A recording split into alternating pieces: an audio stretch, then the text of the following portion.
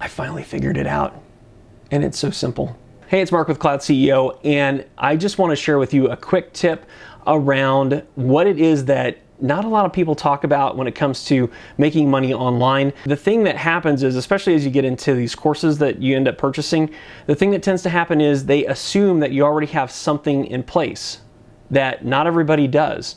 So if you're trying to sell a course, if you're trying to sell your own product, if you're trying to sell anything online, you have to have this one thing in place before anything else will work. That one thing is you need to make sure you have a list. So what is a list? A list is just a list of people who are potentially interested in whatever your product or your offer is that you're trying to sell. Now, obviously, when you're trying to sell something to someone, it needs to fit a couple different criteria. One, it needs to be helpful.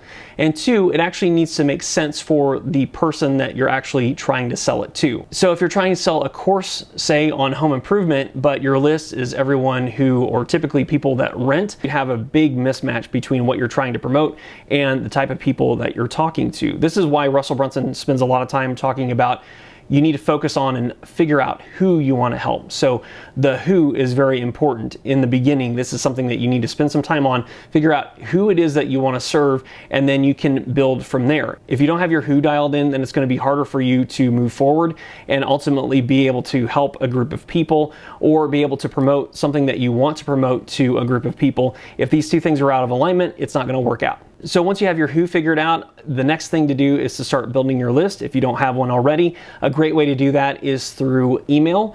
Email is a method that seems a little bit outdated just because it's been around for a while, but it's still a method that works really, really well. And it also has the advantage of being something you can take with you. So for example, if Facebook were to go away tomorrow, or maybe it just doesn't work for a week, you can always reach your audience if you have an email list with people who know, like, and trust you. If you're dependent on a platform, then you're kind of stuck with making sure that that platform can reach your people instead of you being able to reach them directly. Now, you might think that Facebook will never go away, and if that's the case, that's fine. But the reality is people get banned from being able to access Facebook all the time by either violating a policy that they know of or doing something that they're unaware of that gets their access cut off. So if you're depending on one social media platform as the life of your business, then you really need to consider building a list off of the platform as well, and email is a great way to do that. The other way to look at lists are audiences. So you may have heard the term audience being thrown around a lot. The audience really is some following that you have. It really comes from this idea of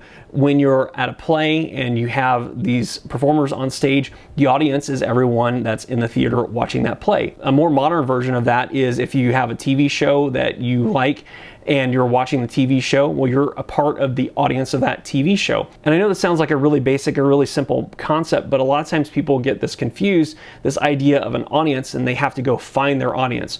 Well, in reality, the audience is going to find you. So as you make content, as you build things that speak to a specific type of person, those individuals will end up finding you either through your advertising that you're doing or through organic methods like publishing content to a platform. So an audience is not someone that you go find. An audience is someone that you're designing your content around so that they can find you. So your list can either be an email list, like an actual list, or it can also be an audience. As long as you have one or both of those things in place, then you have the foundation to be able to promote to that group of people and to be able to sell them whatever it is that you're wanting to sell them that will actually help them. A great example of this is a course. So maybe you're trying to start out and build a course. If you're trying to do that and you don't already have a list or an audience or a group of people that you can talk to about it, it's going to be really difficult to be able to sell that course. There's a lot of things that go into the course building process, and a lot of times what happens is someone will start building the course, they'll start putting content together,